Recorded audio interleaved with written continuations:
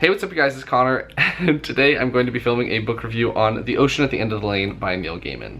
As you guys can tell, I am on vacation right now, so the tripod is sitting on the bed, and I'm sitting on the bed, so if it starts to shake a little bit, that's why. This book is about a middle-aged man who is never actually named, because when I started to look for the name, because I never realized that I didn't know his name until trying to make this short synopsis. He's never named, and he is going back to his hometown because of a funeral, presumably one of his parents, and he ends up not wanting to really interact with the people that he knew growing up, and so he just starts driving, and he drives to this house that he remembers as a child where significant things happen to him.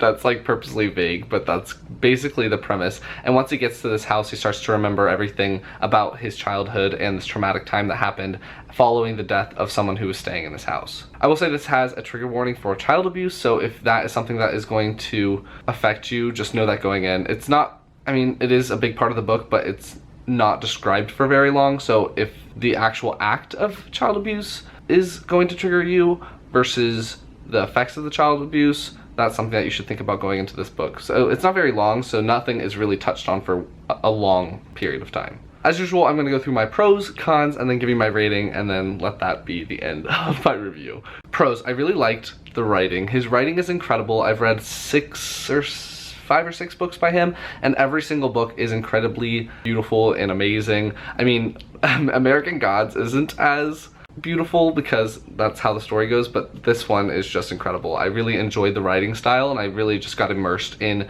the time period and how the character was feeling and thinking and the things that he was going through. I just really got sucked in with the writing. Another thing I liked was the fantasy magical realism elements. I actually don't know if this book is technically magical realism or fantasy, and I think that's on purpose, and I think it's up to the reader to decide if they think that the book is magical realism or fantasy, because if you wanted to take a more substantial thought process about it, it would be fantasy, because there are some fantastical things that happen in this book, but I think also it could be magical realism where a lot of the things are happening in his head, and a lot of the things that he's going through and how he's processing things is how a child would process them in his mind and with his imagination. And so it could be both, it could be either.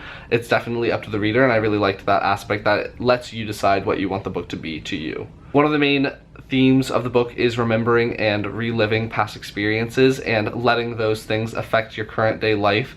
And so it doesn't give you any hard and fast opinions on either of those things. It lets you decide what you think should happen in terms of letting things go or letting things affect you currently. And so I really liked those aspects of the book, that you get to decide the story that you want to take out of it. And so I just really liked that you can get different things from this book with rereads. Even if you read it once and then you wait a few years and read it again, you'll get something completely different out of it. And I really think that that is an element of a very well-written book. Another pro is that I really liked the out of time aspect. It has a little bit of a wrinkle in time feel to it, and so there is some questions about time and how time relates to us in our lives and everything like that, and some things happen outside of time. And so I really liked that aspect. It was very nostalgic because I read A Wrinkle in Time a long time ago when I was, I don't know, 10 or something like that, and so just to get back into that place and that style of writing was really nice. I guess my only con would be that I feel like it was a little bit too short, because I would have liked to stay with the character more. I think I could have gotten a little bit more emotionally connected and attached to him if the book had been a little bit longer. I mean, it's only 200 and something pages,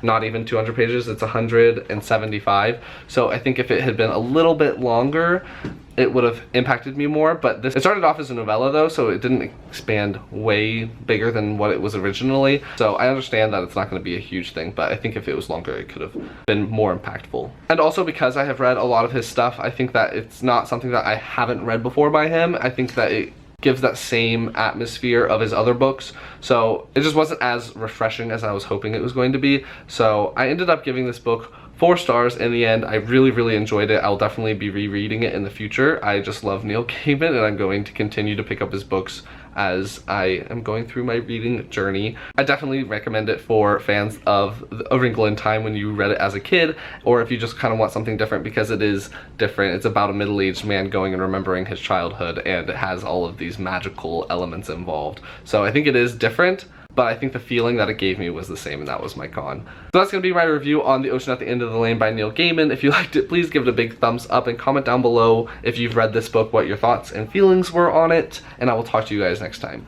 Bye!